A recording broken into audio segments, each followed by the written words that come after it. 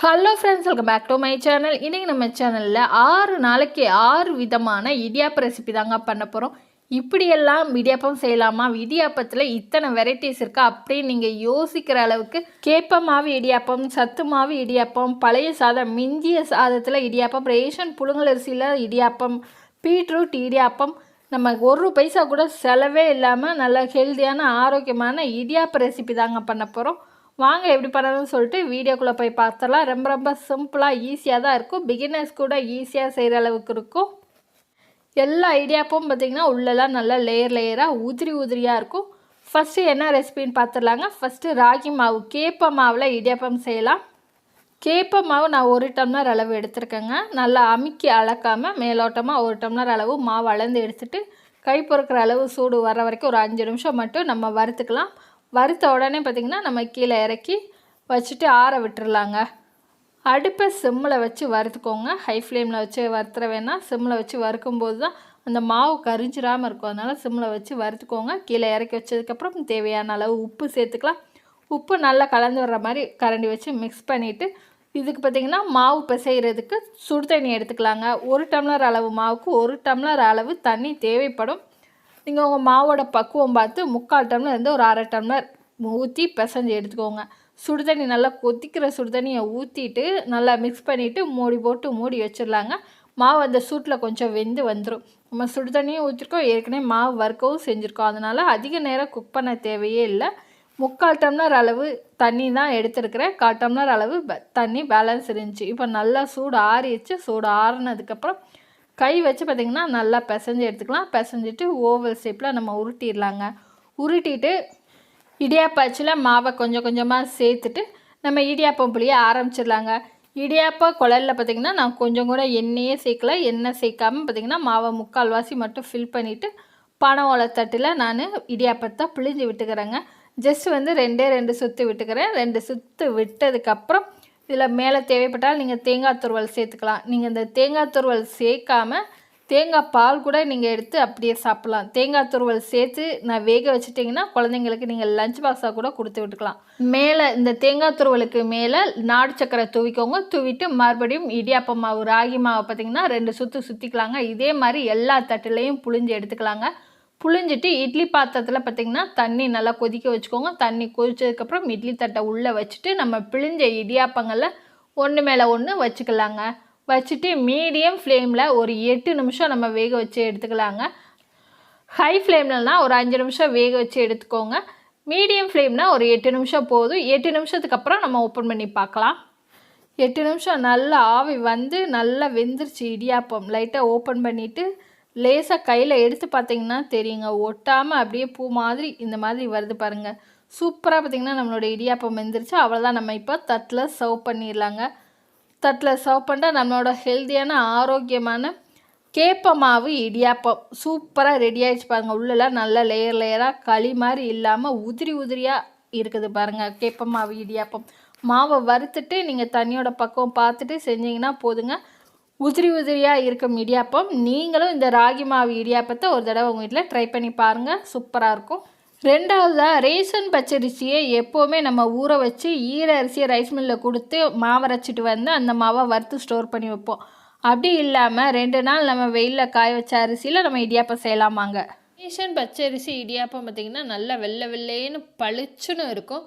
அந்த மாதிரி இருக்கிறதுக்கு பார்த்திங்கன்னா ரேஷனில் கொடுக்கக்கூடிய அரிசியை ஒரு 5லேருந்து ஒரு 6 தடவை நல்லா கை வச்சு நல்லா பிசைஞ்சு வெயிலில் ஒரு 2 நாள் காய வச்சு எடுத்துக்கோங்க. அரிசி பார்த்திங்கன்னா 2-3 உடையிற அளவுக்கு 2 நாள் காய வச்சு எடுத்துகிட்டு ரைஸ் மில்லில் இடியாப்பத்துக்கு அரைச்சி எடுத்துகிட்டு வந்துக்கோங்க. இப்போது ரேஷன் அரிசியை பார்த்திங்கன்னா ரைஸ் மில்லில் கொண்டு போய் 2 நாள் காய வச்சு அரைச்சி எடுத்துகிட்டு வந்த மாவில் 2 டம்ளர் அளவு மாவு பச்சரிசி மாவு எடுத்துக்கிறேன். கொஞ்சமாக பார்த்திங்கன்னா உப்பு சேர்த்துட்டு இந்த உப்பு மாவும் நல்லா ஒரு தடவை கலந்து விட்டுக்கோங்க. கலந்து விட்டதுக்கப்புறம் 2 டம்ளர் அளவு ரேஷன் பச்சரிசி மாவுக்கு 2 டம்ளர் அளவு சுடு தண்ணி, நல்லா கொதிக்கணும் சுடு தண்ணி, அந்த பக்குவத்தில் இருக்கணும். இப்போ தண்ணியை சேர்த்துடலாங்க. சேர்த்துட்டு கை வைக்க முடியாது.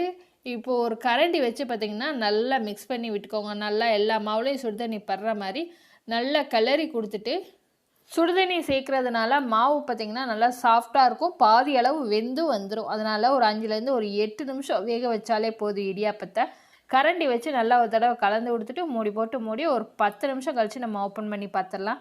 நம்மளோட அளவு சூடு இருக்கிறப்ப பார்த்திங்கன்னா நம்ம ஓப்பன் பண்ணிவிட்டு பிசைஞ்சு விட்டுக்கலாங்க. நல்லா போல் நல்லா கலந்து வர்ற மாதிரி பிசைஞ்சு விட்டுக்கலாம்.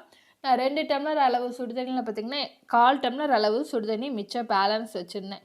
இப்போ அது கொஞ்சம் ஆறி இருக்கும். இந்த ஸ்டேஜில் பார்த்திங்கன்னா அந்த தண்ணியை ஊற்றிட்டு எல்லா மாவுலேயும் ஒன்று சேர்ந்து கலந்து வர மாதிரி பிசைஞ்சிக்கலாம். நான் இதில் ஒரு சொட்டு கூட எண்ணெய் சேர்க்கலை. மாவு பிசையில் கொஞ்சம் கூட நான் எண்ணெயே சேர்க்கலைங்க. சேர்க்காமல் நல்லா பிசைஞ்சு எடுத்துக்கலாம். இந்த மாதிரி பார்த்திங்கன்னா கையில் ரொம்பையும் ஒட்டக்கூடாது, ரொம்பையும் டைட்டாக இருக்கக்கூடாது. இந்த மாதிரி மாவு உருட்டி நல்லா பிசைஞ்சு ஓவல் ஷேப்பில் ஒரு சிலிண்டர் ஷேப்பில் சின்ன சின்ன உருண்டையாக நம்ம பிடிச்சி வச்சுக்கலாங்க. இடியாப்பத்துக்கு பார்த்திங்கன்னா சின்ன கண்ணுள்ள அச்சு இருக்கும், அந்த இடியாப்ப அச்சு இருக்கும். அந்த அச்சில் பார்த்திங்கன்னா நம்ம இடியாப்ப குழலில் சேர்த்துட்டு சிலிண்டர் ஷேப்பில் உருட்டி வச்சுருக்கிற மாவையும் பார்த்திங்கன்னா இடியாப்ப குழலில் ஃபில் பண்ணிடலாம். இடியாப்ப குழல்லையும் பார்த்திங்கன்னா நான் ஒரு துளி கூட எண்ணெயே சேர்க்கலை. இந்த இடியாப்பம் லாஸ்ட் வரைக்கும் பார்த்திங்கன்னா நான் எண்ணெயே சேர்க்காம தான் ஃபுல்லாகவே நான் செஞ்சுருக்கிறேன். இப்போ சிலிண்டர் ஷேப்பில் உருட்டி வச்சுருக்கிற மாவை உள்ளே நல்லா ஃபில் பண்ணிவிட்டு இட்லி தட்டில் நம்ம இட்லி ஊற்றுறதுக்கு எப்போவுமே பார்த்திங்கன்னா துணியை நனைச்சி எடுப்போம் இல்லையா, அதே மாதிரி நனைச்சி எடுத்துட்டு ஈஸியாக பார்த்திங்கன்னா கை வலிக்காமல் அப்படியே பூ போல் நம்ம இடியாப்பத்தை இட்லி தட்டில் புழிஞ்சு விட்டுக்கலாங்க.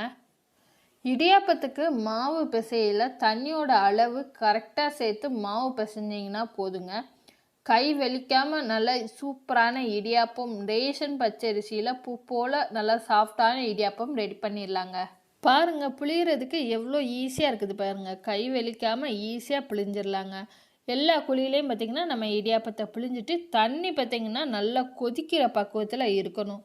அந்த மாதிரி பக்குவத்தில் இருக்கும்போது நம்ம புளிஞ்ச இடியாப்பம் எல்லாத்தையும் பார்த்திங்கன்னா வச்சுட்டு மூடி போட்டு மூடிட்டு ஹை ஃப்ளேமில் ஒரு 8 நிமிஷம் நல்லா வேக வச்சு எடுத்துட்டிங்கன்னா போதும். சூப்பராக நம்மளோட இடியாப்பம் வெந்து ரெடி ஆயிடும். இப்போ ஒரு 8 நிமிஷம் ஆயிடுச்சு.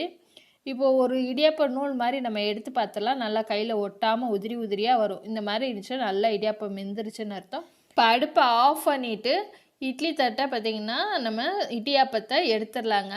தண்ணி தெளிக்காமே பாருங்கள், இட்லி துணியில் கொஞ்சம் கூட ஒட்டாமல் சூப்பராக பூ போல் இடியாப்பம் நம்மளுக்கு ரெடி ஆயிடுச்சு பாருங்கள். உள்ளெல்லாம் பார்த்திங்கன்னா இட்லி தட்டில் ஊற்றுறதுனால உள்ளெல்லாம் களி மாதிரி இருக்கும்னு நினைப்பீங்க. உள்ளே நான் உங்களுக்கு பிச்சு காமிக்கிறேன் பாருங்கள், எப்படி உள்ளே லேயராக சூப்பராக நம்மளோட இடியாப்பம் வந்திருக்குது பாருங்கள். ரேஷன் பச்சரிசியில் நல்லா சாஃப்டாக பூ போல் இடியாப்பம் செம்மையாக ரெடி ஆகிடுச்சு பாருங்கள். நல்லா பளிச்சுன்னு வெள்ளை வெள்ளைன்னு இருக்கும். தண்ணியோட அளவு கரெக்டாக வச்சு மாவு பசைஞ்சிங்கன்னா போதுங்க. ரேஷன் பச்சரிசியில் கை வலிக்காமல் சூப்பராக நல்லா பஞ்சு போல் வெள்ளை வெள்ளையேன்னு இடியாப்பம் ரெடி பண்ணிடலாங்க. இதே மாதிரி ரேஷன் புழுங்கலரிசியில் வெள்ளை வெள்ளையேன்னு பளிச்சுன்னு இடியாப்பம் செய்கிறது எப்படின்னு சொல்லிட்டு ஏற்கனவே நான் வீடியோ போட்டிருக்கேன். அந்த வீடியோட லிங்க்கு கீழே டிஸ்கிரிப்ஷன் பாக்ஸில் கொடுக்குறேன், ஃப்ரீயாக இருந்தால் போய் பாருங்கள். 3ஆவதாக செய்கிற இடியாப்பம் இது உங்களுக்கு ரொம்பவே யூஸ்ஃபுல்லாக சூப்பரான ஐடியாவாக இருக்கும். மிஞ்சிய சாதத்தில் உதிரி உதிரியாக பூ போல் இடியாப்பம் வாங்க எப்படி பண்ணணும்னு வீடியோக்குள்ளே போய் பார்க்கலாம். இன்றைக்கி மத்தியானம் நீங்கள் சாதம் செய்யும்போது மிஞ்சிடுச்சுன்னா அதை அப்படியே ஃப்ரிட்ஜில் எடுத்து வச்சுட்டு மறுநாள் காலையில் இடியாப்பம் செஞ்சு பாருங்கள். நான் அந்த ரைஸில் தான் பார்த்திங்கன்னா அப்படி தான் நான் இந்த இடியாப்பத்தை செஞ்சு காமிச்சிருக்கேங்க உங்களுக்கு. ஃப்ரிட்ஜில் வச்ச சாதத்தை இப்போது நம்ம ஒரு மிக்ஸி ஜாரில் போட்டு நல்லா மையாக அரைச்சி எடுத்துக்கோங்க. 1-2 இருந்ததுன்னா இடியாப்பம் பிழியும் போது பார்த்திங்கன்னா சரியாக இடியாப்பம் விழுகாது. அதனால் நல்லா மையாக இந்த அளவுக்கு அரைச்சி எடுத்துகிட்டு வந்துக்கோங்க. நம்ம அரைச்சி எடுத்துகிட்டு வந்த ரைஸை இப்போ ஒரு பாத்திரத்தில் மாற்றிடலாங்க.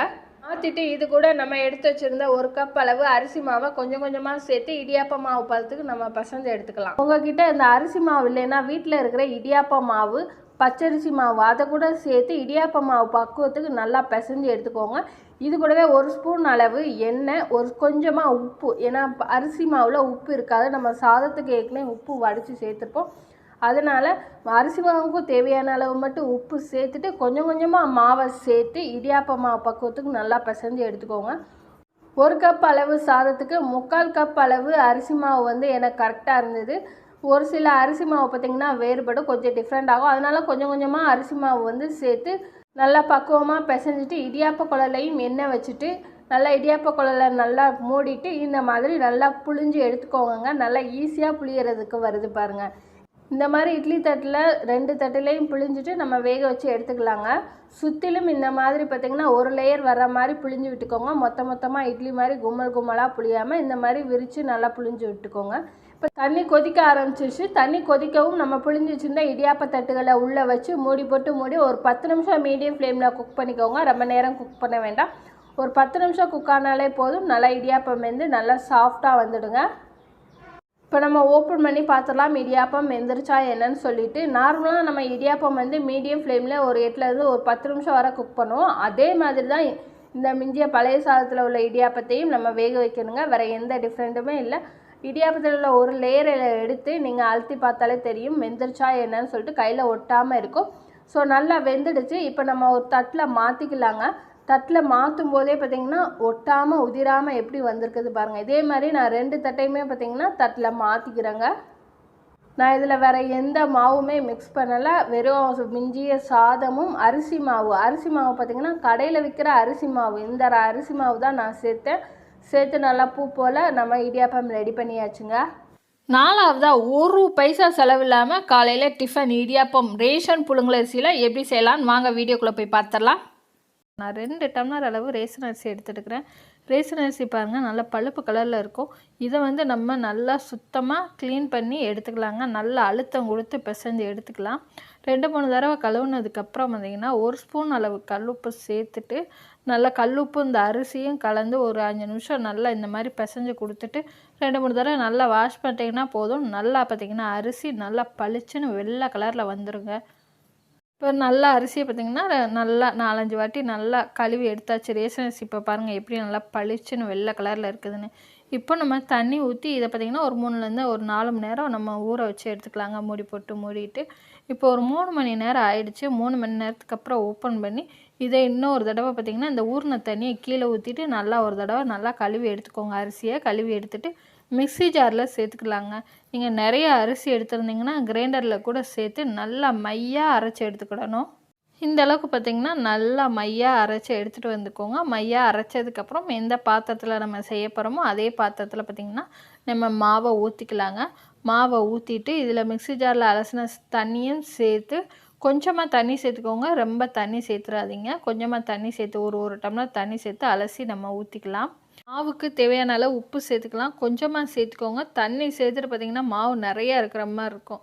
நம்ம வேக வைக்கும்போது பார்த்திங்கன்னா மாவு சுருண்டு கம்மியாக வந்துடும். அதனால கம்மியான அளவே உப்பு சேர்த்துட்டு கட்டி இல்லாமல் பார்த்திங்கன்னா இந்தளவுக்கு நல்லா மிக்ஸ் பண்ணி விட்டுக்கோங்க. மாவு மிக்ஸ் பண்ணி இருந்த பாத்திரத்தை பார்த்திங்கன்னா அப்படியே அடுப்பில் எடுத்து வச்சிடலாம். எடுத்து வச்சுட்டு அடுப்பை ஆன் பண்ணிவிட்டு அடி பிடிச்சிடாத அளவுக்கு பார்த்திங்கன்னா 2 நிமிஷத்துக்கு ஒருக்கா இந்த மாதிரி கலந்து விட்டுக்கிட்டே இருங்க. ஒரு 5 நிமிஷம் ஆயிடுச்சு. மாவு பார்த்திங்கன்னா கட்டி விழுக ஆரம்பிச்சிச்சு. பார்த்தாலே தெரியும். இது நல்லா பார்த்திங்கன்னா இன்னும் வேக வச்சு குக் பண்ணி எடுக்கணும்.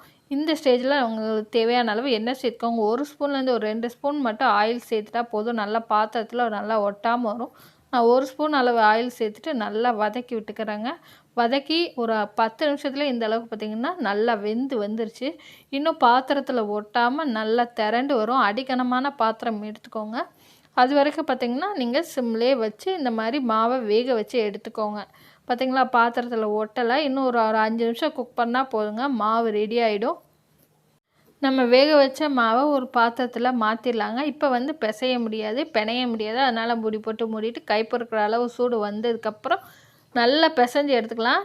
சின்ன சின்ன கட்டிகள் இருந்தாலும் பார்த்திங்கன்னா நல்லா இப்போ நம்ம பிசைஞ்சு கொடுக்கையில் கட்டி இல்லாமல் நல்லா இடியாப்பம் பார்த்திங்கன்னா புளியறதுக்கு நல்லா ஈஸியாக வரும். இந்த அளவுக்கு பார்த்திங்கன்னா கட்டி இல்லாமல் நல்லா பிசைஞ்சு எடுத்துக்கோங்க. இப்போ இந்த மாதிரி சின்ன சின்ன உருண்டையாக எடுத்து நம்ம இடியாப்ப குழல்ல இந்த மாவை சேர்த்துட்டு இட்லி தட்டில் இப்போ இடியாப்பத்தை நம்ம புளிய ஆரம்பிச்சிடலாங்க. இது பார்த்திங்கன்னா சந்தகைன்னு சொல்லுவாங்க. இதுக்கு தனியாக புளியறதுக்கு மிஷினும் இருக்குது. அதில் கூட நீங்கள் புளிஞ்சிக்கலாம். ஆனால் நான் இடியாப்ப குழல்ல பார்த்திங்கன்னா புளிஞ்சு எடுத்துக்கிறேங்க. புளிஞ்சிட்டு இட்லி பாத்திரத்தில் பார்த்திங்கன்னா தண்ணி ரெடியாக கொதிக்கிற அளவுக்கு வச்சுட்டு டக்குன்னு நம்ம 2 தட்டையும் புளிஞ்ச தட்டையும் மூடி போட்டு மூடி ஒரு 5 நிமிஷம் வேக வச்சு எடுத்தாலே போதும். ஏன்னா பார்த்திங்கன்னா நம்ம ஏற்கனவே வதக்கி வேக வச்சாச்சு. ஸோ மாவு பார்த்திங்கன்னா ரொம்ப நேரம் வேக தேவையில்லை. ஒரு 5 நிமிஷம் மீடியம் ஃப்ளேம்லேயே வச்சு வேக வச்சிட்டிங்கன்னா இடியாப்பம் சூப்பராக ரெடி ஆகிடுங்க. இடியாப்பம் வேகிறதுக்கு பார்த்திங்கன்னா 5 நிமிஷம் ஆகிடுச்சு. நம்ம ஓப்பன் பண்ணிடலாங்க. ஓப்பன் பண்ணிவிட்டு நம்ம இடியாப்பத்தை நல்லா கையில் எடுத்து பார்த்து உருட்டினோன்னா நல்லா கையில் ஒட்டாமல் இருந்துச்சுன்னா இடியாப்பம் நல்லா வெந்துருச்சுன்னு அர்த்தம். இடியாப்பம் பார்த்திங்கன்னா நல்லா வெந்துருச்சு. இப்போ நம்ம தட்டில் மாற்றிக்கலாங்க.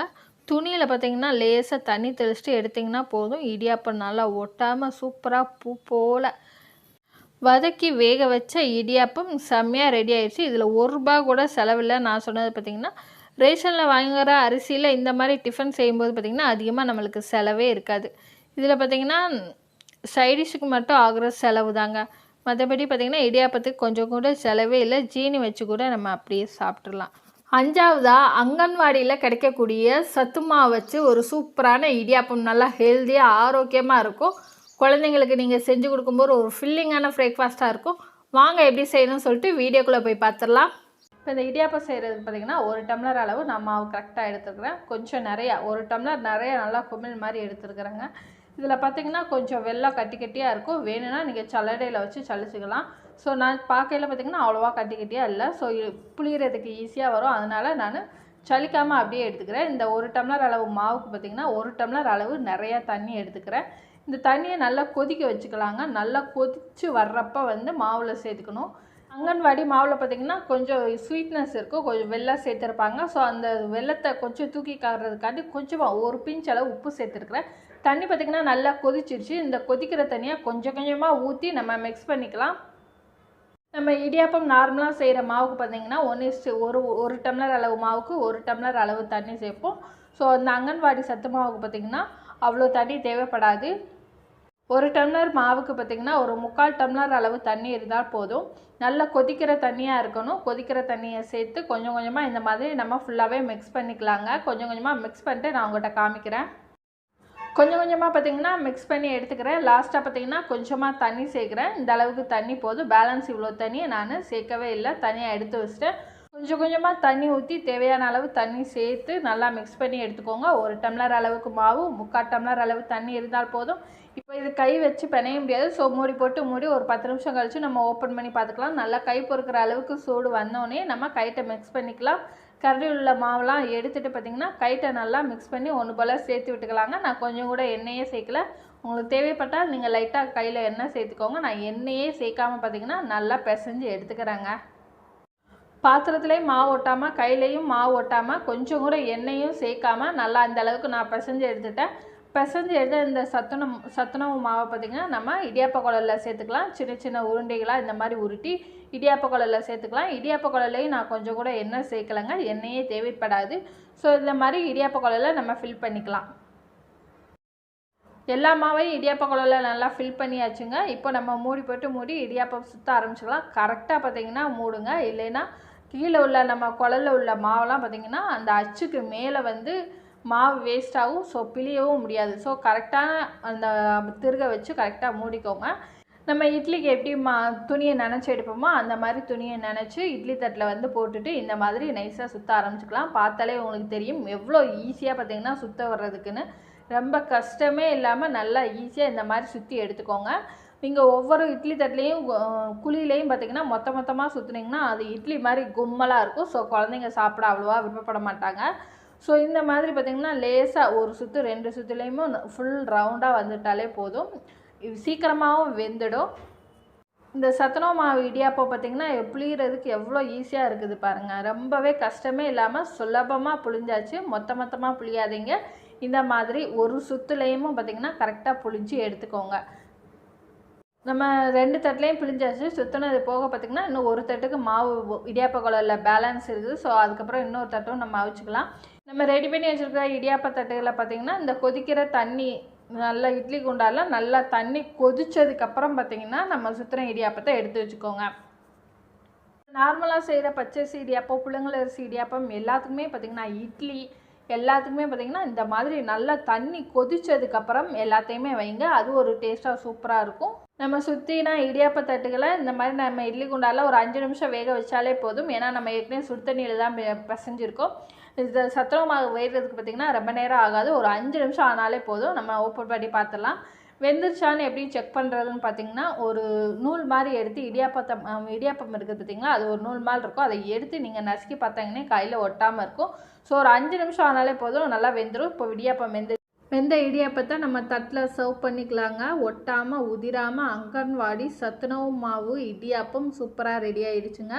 நீங்கள் குழந்தைங்களுக்கு இந்த அங்கன்வாடி சத்துணவு மாவை இடியாப்பம் கொழுக்கட்டை புட்டு அந்த மாதிரி செஞ்சு கொடுத்தா குழந்தைங்க ரொம்ப விரும்பி சாப்பிடுவாங்க. ஸோ இடியாப்பம் பார்த்தீங்கனாலே தெரியும் ஒட்டாமல் உதிராமல் சூப்பராக ரெடி ஆகிடுச்சுங்க. பெரியவங்களும் சாப்பிட்றதுக்கு ரொம்ப ரொம்ப ஹெல்த்திங்க. ஸோ காலையில் இந்த மாதிரி ஹெல்த்தியான பிரேக்ஃபாஸ்ட், ஒரு ஃபில்லிங்கான பிரேக்ஃபாஸ்ட்டாக இருக்கும் குழந்தைங்களுக்கும் பெரியவங்களுக்கும். இதுக்கு பார்த்திங்கன்னா சைடிஷ்ஷு தேங்காய் பால் எடுத்து சாப்பிட்லாம். நான் பார்த்திங்கன்னா தேங்காய் துருவியும் பால் பார்த்திங்கன்னா காய வச்சு எடுத்துருக்கிறேன். பால் நல்லா சுண்டாக காய்ச்சி எடுத்துருக்குறாங்க சர்க்கரை போட்டு. 6வதா ரேஷன் பச்சரிசியில் கலர்ஃபுல்லான காலையில் டிஃபன் ஹெல்த்தியாக ஆரோக்கியமான பீட்ரூட் இடியாப்பம். வாங்க எப்படி செய்யணும்னு சொல்லிட்டு வீடியோக்குள்ளே போய் பார்த்துடலாம். பீட்ரூட் இடியாப்பம் பண்ணுறதுக்கு அரை பீட்ரூட் எடுத்துருக்கேன். நல்லா தோல் சீவிட்டு சின்ன சின்ன பீஸாக கட் பண்ணி ஒரு மிக்சர் ஜாரில் சேர்த்துட்டு தண்ணி சேர்க்காமல் ஃபஸ்ட்டு அரைச்சி எடுத்துகிட்டு வந்துட்டு அதுக்கப்புறமா பார்த்திங்கன்னா தண்ணி சேர்த்துட்டு நல்லா மெய்யாக இந்த அளவுக்கு பேஸ்ட் மாதிரி எடுத்துகிட்டு வந்துக்கலாங்க. இப்போ நல்லா அரைச்சி எடுத்துகிட்டு வந்ததை ஒரு ஃபில்ட்ரு வச்சு வடிகட்டியை வச்சு நம்ம வடிகட்டி எடுத்துக்கலாங்க. ஒரு ஸ்பூன் வச்சு இந்த மாதிரி அழுத்தம் கொடுத்தீங்கன்னா போதுங்க. பீட்ரூட்டோட சாறு பார்த்திங்கன்னா கிண்ணத்தில் ஃபில்டர் ஆகிடுங்க. இப்போ நல்லா இதே மாதிரி எல்லாத்தையுமே பார்த்திங்கன்னா ஃபில்டர் பண்ணி எடுத்துக்கலாம். நீங்கள் எந்த அளவுக்கு மாவு எடுக்கீங்களோ அதுக்கு தக்கன பார்த்திங்கன்னா தண்ணி எக்ஸ்ட்ரா சேர்த்துக்கோங்க. 1 டம்ளர் அளவு பச்சரிசி மாவுக்கு 1 டம்ளர் அளவு கண்டிப்பாக தண்ணி தேவைப்படும். இது கூட எக்ஸ்ட்ரா தண்ணி தேவைப்படுதுன்னா தண்ணி சேர்த்துட்டு நம்ம சூடு பண்ணி எடுத்துக்கலாங்க. கொதிக்க வச்சு எடுத்துக்கலாம். நான் 1 டம்ளர் அளவு இடியாப்ப மாவு, ரேஷன் பச்சரிசியில் அரைச்ச இடியாப்ப மாவு சேர்த்துருக்குறேன். நான் அரைக்கையிலே பார்த்திங்கன்னா உப்பு சேர்த்து அரைச்சிட்டேன். அதனால நான் எதுவுமே உப்பு சேர்க்கலை. உப்பு சேர்க்காமல் 1 டம்ளர் அளவு மாவு சேர்த்துட்டு இப்போ நம்ம கொதிக்க வச்சுருந்த பீட்ரூட் தண்ணியை கொஞ்சம் கொஞ்சமாக சேர்த்துக்கலாங்க. ஏன்னா பீட்ரூட் தண்ணி பார்த்திங்கன்னா நம்ம சூடாகி நல்லா கொதிக்க வச்சு சேர்த்துருக்குறோம். அதனால் கை வைக்க முடியாது. கரண்டி வச்சு ஃபஸ்ட்டு மிக்ஸ் பண்ணி விட்டுட்டு மூடி போட்டு மூடி ஒரு 10 நிமிஷம் கை பொறுக்கிற அளவு சூடு வந்ததுக்கப்புறம் நம்ம மாவு பிசைஞ்சு எடுத்துக்கலாம். பீட்ரூட்டு நம்ம வடிகட்டின சாறு எக்ஸ்ட்ரா தண்ணி சேர்த்துட்டு நீங்கள் கொதிக்க வச்சு எடுத்துக்கோங்க. பீட்ரூட்டு சாறை கொதிக்க வச்சு சேர்க்கும் போது அதில் பார்த்திங்கன்னா பீட்ரூட்டோட ராஸ்மெல் வரவே வராது. இப்போ கை பொறுக்கிற அளவு சூடு வந்ததுக்கப்புறம் மாவு ரொம்ப அழுத்தம் கொடுக்காம எல்லாம் நல்லா ஒன்று சேர்ந்து வர்ற மாதிரி பிசைஞ்சு விட்டாலே போதும். இந்த அளவுக்கு பிசைஞ்சு விட்டாச்சு. இப்போ நம்ம இடியாப்ப அச்சு எடுத்துக்கலாங்க. இடியாப்ப அச்சில் ஒரு 3/4 வாசி பார்த்திங்கன்னா நம்ம ஃபில் பண்ணிக்கிட்டு ஓவல் ஷேப்பில் மாவை உருட்டிட்டு நம்ம இடியாப்ப குழலுக்குள்ளே நம்ம வச்சு இடியாப்பம் சுற்ற ஆரம்பிச்சிடலாங்க. அவ்வளோதான், ரொம்ப ஈஸி. இடியாப்ப குழல்லையும் பார்த்திங்கன்னா நான் ஒரு சொட்டு கூட எண்ணெய் வைக்கலை. எண்ணெய் வைக்காம தான் பார்த்திங்கன்னா நான் இடியாப்ப மாவு சேர்த்துட்டுக்கிறேன். நீங்கள் மாவோட பக்குவம் கரெக்டாக பிசைஞ்சிங்கன்னா போதும். இதுக்கு ஒரு சொட்டு கூட எண்ணெய் தேவைப்படாது. புளியறதுக்கும் பார்த்திங்கன்னா இடியாப்பம் புளியறதுக்கும் உங்களுக்கு ரொம்பவே சிம்பிளாக இருக்கும். மாவை எல்லாமே ஃபில் பண்ணதுக்கப்புறம் மூடி வச்சு பார்த்திங்கன்னா கரெக்டாக நம்ம மூடிக்கலாங்க. மூடிட்டு நீங்கள் உங்கள்கிட்ட இடியாப்ப தட்டு இருந்தால் இடியாப்ப தட்டில் கூட புழிஞ்சிக்கலாம். ஏன்ட்ட பார்த்திங்கன்னா இட்லி தட்டு தான் இருக்குது. இந்த மாதிரி பார்த்திங்கன்னா நான் இட்லி தட்டில் தான் நான் ஊற்றி எடுத்துக்கிறேன். இப்போ இட்லி குழியில் பார்த்திங்கன்னா கொஞ்சம் கொஞ்சமாக 2 சுற்று மட்டும் சுற்றி இந்த மாதிரி கூட புளியலாம். 2வது மெத்தட் பார்த்திங்கன்னா விட்டு விட்டு புளியாமல் கண்டினியூஸாக தொடர்ந்து அப்படியே ரவுண்ட் ஷேப்பில் நம்ம சுற்றி புழிஞ்சிக்கலாங்க. புழிஞ்சிட்டு நம்ம மேலே பார்த்திங்கன்னா தேங்காய் துருவல் வேணால் சேர்த்துக்கலாம். இந்த மாதிரி பார்த்திங்கன்னா சுற்றிலும் நல்லா பெருசாக ஒரு தடவை நம்ம சுற்றி விட்டுக்கலாம். மேலே தேங்காய் துருவல் தேவைப்பட்டால் நீங்கள் நாட்டு சக்கரை கூட சேர்த்து வேக வச்சுக்கலாம். நான் தேங்காய் துருவல் சேர்த்து தான் நான் வேக வைக்க போகிறேன். இப்போ தேங்காய் துருவல் சேர்த்ததுக்கப்புறம் இட்லி குண்டானில் பார்த்திங்கன்னா தண்ணி நல்லா கொதிக்கிற பக்குவத்தில் இருக்கும்போது நம்ம பிழிஞ்ச இடியாப்பத்தை உள்ளே வச்சிடலாங்க. வச்சுட்டு பார்த்திங்கன்னா மீடியம் ஃப்ளேம்லேயும் ஒரு 8 நிமிஷம் வெந்தாலே போதும். நல்லா வெந்து வந்துடும். ஏற்கனவே நம்ம சுடுதண்ணி ஊற்றி தான் மாவு பிசைஞ்சிருக்கோம். அதனால் அதிக நேரம் வேக வைக்க தேவையில்லை. 5லேருந்து ஒரு 8 நிமிஷம் வெந்துட்டால் போதுங்க. நம்மளோட இடியாப்பம் சூப்பராக ரெடி ஆகிடுங்க. இப்போ ஒரு 8 நிமிஷத்துக்கு அப்புறம் நம்ம ஓப்பன் பண்ணி பார்க்கலாம். என்னோட சுகோ ஃபுட் ப்ராடக்ட்லேருந்து 33 சிறுதானியங்கள் சேர்த்து வீட்டு முறைப்படி தயாரிக்கப்பட்ட ஹெல்த் மிக்ஸ் சத்து மாவு ரெடி பண்ணி கொடுத்துக்கிட்டுருக்கோம். உங்களுக்கு தேவைப்படுதுன்னா ஸ்கிரீனில் தெரியுற வாட்ஸ்அப் நம்பருக்கு ஹை மெசேஜ் அனுப்புங்க. இப்போ ஒரு 8 நிமிஷம் ஆயிடுச்சு. அடுப்பை சிம்மில் வச்சுட்டு நம்ம ஓப்பன் பண்ணி பார்த்துலாங்க. நீங்கள் இடியாப்பம் வெந்துருச்சான்னு எப்படி பார்க்கலான்னு பார்த்தீங்கன்னா லேசாக நூல் மாதிரி எடுத்து கையில் இந்த மாதிரி நீங்கள் திரித்து பார்க்கும்போது கையில் ஒட்டாமல் இருந்துச்சுன்னா சூப்பராக பார்த்திங்கன்னா நம்மளோட இடியாப்பம் வெந்துருச்சுன்னு அர்த்தம். இப்போ வெந்த இடியாப்பம் நம்ம தட்டில் சர்வ் பண்ணிக்கலாங்க. தேங்காயும் சேர்த்து வேக வைக்கிறதுனால மத்தியானம் வரைக்கும் கெட்டு போகாமல் இருக்கும். குழந்தைங்களுக்கு நீங்கள் லஞ்ச் பாக்ஸாக கூட கொடுத்து விடுங்க. தட்டில் சர்வ் பண்ணும்போது பாருங்கள் துணியில் கொஞ்சம் கூட ஒட்டவே ஒட்டாது. இதில் நம்ம ஒரு துளி கூட எண்ணெய் சேர்க்கவே இல்லை. இன்னும் தேங்காய் துருவல் உங்களுக்கு தேவைப்பட்டதுனால் மேலே தேங்காய் துருவல் லேசாக தூவிட்டு இது கூடவே பார்த்திங்கன்னா மேலே நாட்டு சக்கரை தூவிட்டு அவ்வளோதாங்க. சாப்பிட்டா ஒரு சூப்பரான கலர்ஃபுல்லான காலையில் டிஃபன் குழந்தைங்களுக்கு நல்லா ஹெல்த்தியாக ஆரோக்கியமாக ரெடி ஆகிடுச்சுங்க. நீங்களும் இந்த கலர்ஃபுல்லான இடியாப்பம், மிஞ்சிய சாதத்தில் இடியாப்பம், பைசா செலவில்லாமல் இடியாப்பம், சத்து மாவு இடியாப்பம், கேப்ப மாவு இடியாப்பம் எல்லாத்தையுமே சரியான அளவுகளோட உங்கள் வீட்டில் ட்ரை பண்ணி பாருங்கள். ட்ரை பண்ணி பார்த்துட்டு எப்படி இருந்ததுன்னு உங்களோட ஃபீட்பேக்கை என்னோட கமெண்ட் பாக்ஸில் கமெண்ட் பண்ணுங்கள். உங்களுக்கு இந்த வீடியோ ரெசிபிஸ் எல்லாமே பிடிச்சிருந்தா லைக் பண்ணுங்கள், ஷேர் பண்ணுங்கள். மறக்காமல் என்னுடைய சேனலை சப்ஸ்கிரைப் பண்ணிக்கோங்க.